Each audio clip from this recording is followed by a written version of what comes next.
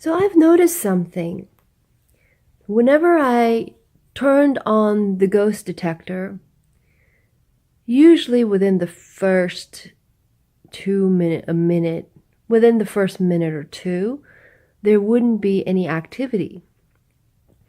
So then I thought, could it be that our thoughts draw to it these entities? So because we are expecting to see something, or because the signal has been sent from my device that it is now operating to detect EMF or these spirit vibrations, that that then they're drawn to it, because then they're like, well, okay, we're drawn to you because you're drawn to us, so you want to test us, so now we're here. So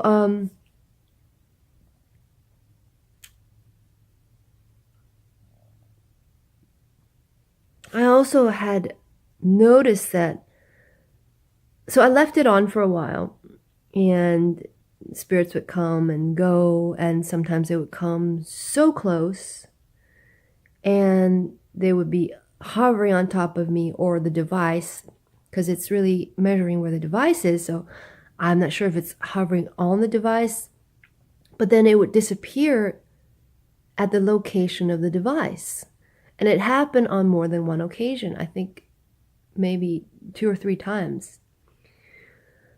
So I'm thinking, is this a portal where they can utilize this to travel into some other place?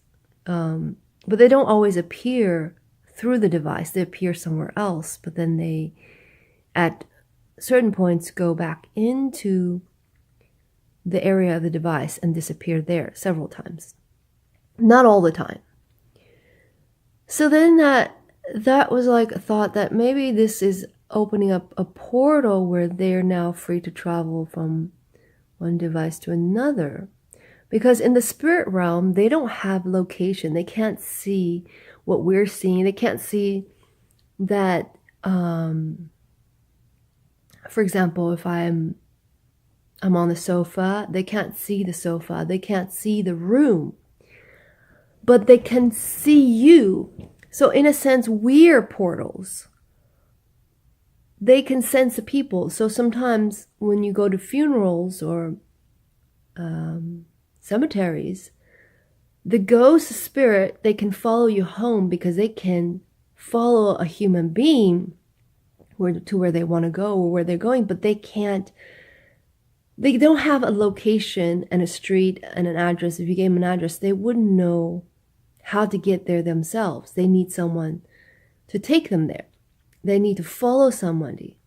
So in a sense, we're also portals to these beings. This is just to think outside of the box, just to try to make sense of all the information that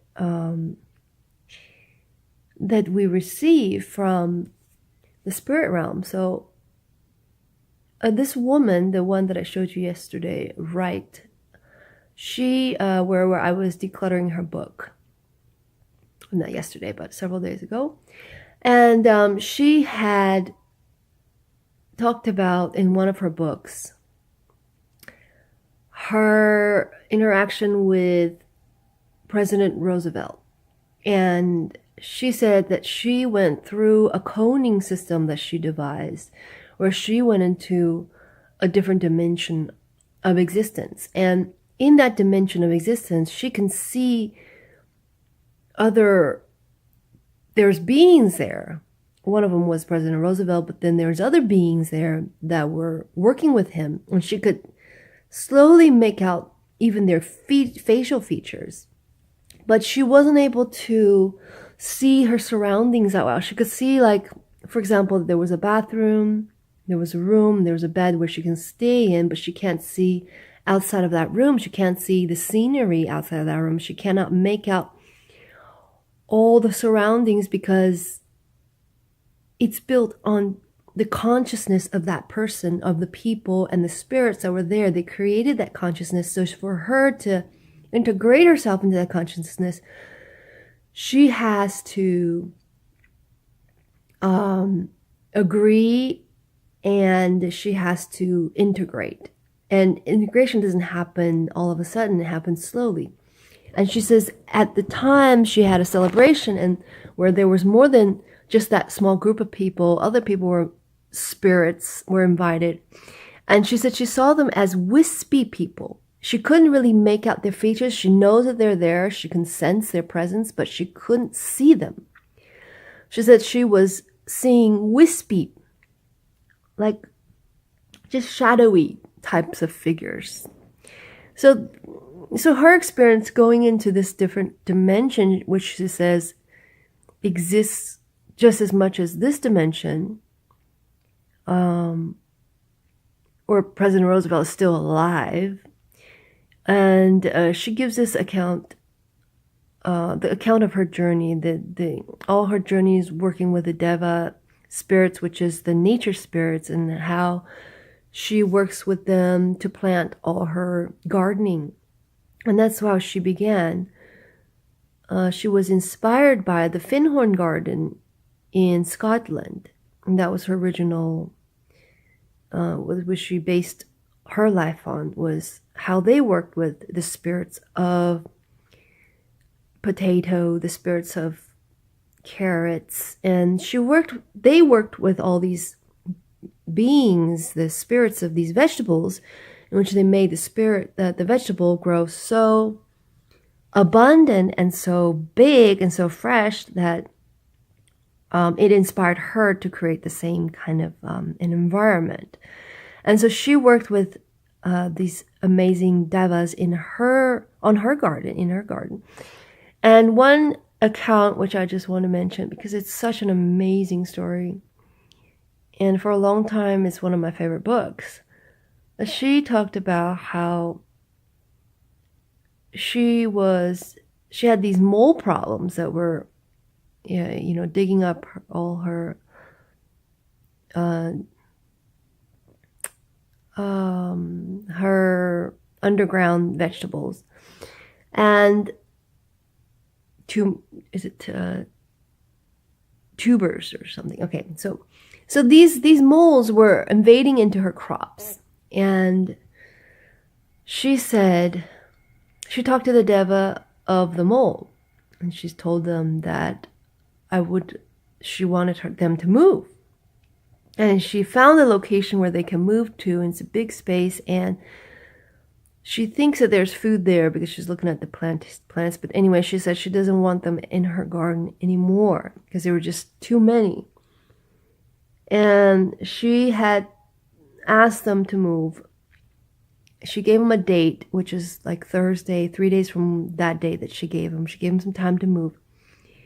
And she said, okay, Thursday after 6 o'clock, when I take the dogs in, which is at 6 o'clock, and that's when they're safe to move.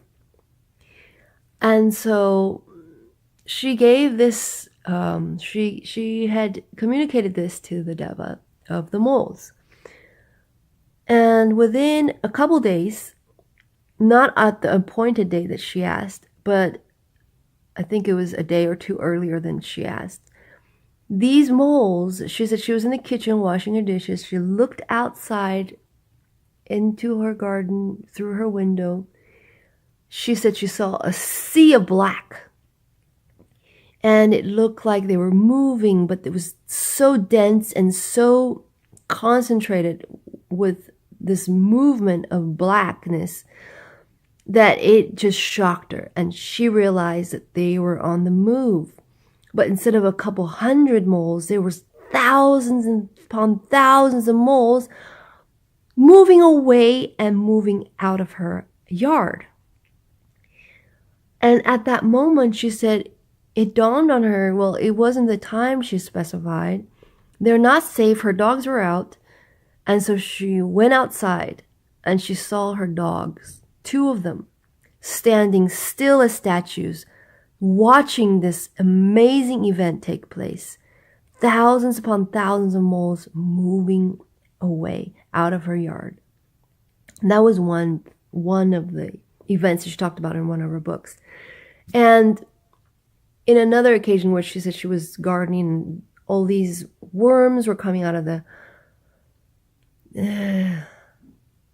I get really excited when I talk about these things because I feel like there's so much potential for human beings.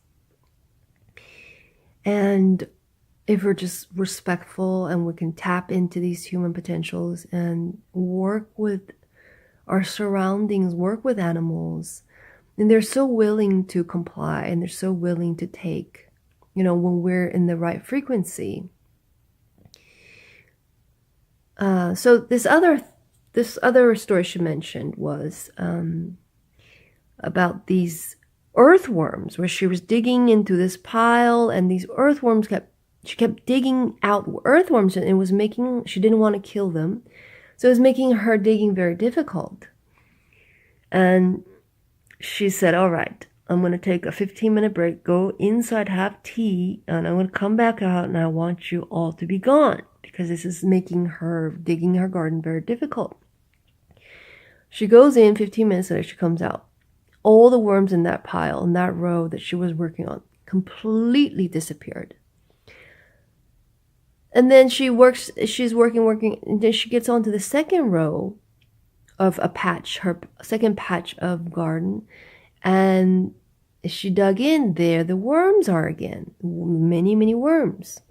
So she's like, all right, I'm working on this patch now. I'm going to give you 15 minutes. I'm going to take a break and you guys, I need you to be gone. And she spoke with the Devas of the worms. And the Devas of the worms, when she came out 15 minutes later, they were gone. So those are some of the examples of what she was working on in her book of gardening, totally benign gardening books. And that was one of my favorite books. And then so I bought all her other stuff. And when I realized about one of her book, the other huge hardcover book that talks about her experience with President Roosevelt, and they work with what's called the White Brotherhood. And she actually wrote about, I think she mentioned that on the book cover.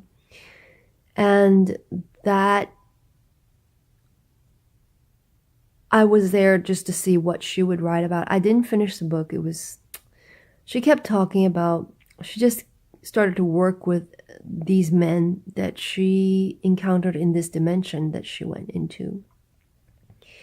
And so the point is that she mentioned these wispy people, and she couldn't see into the yard. She couldn't see the landscape and all of that.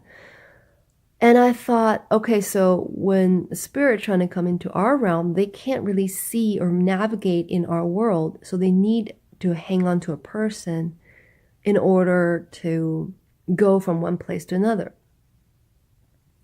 Okay, and I'm going to end this here, and then we'll continue in another video.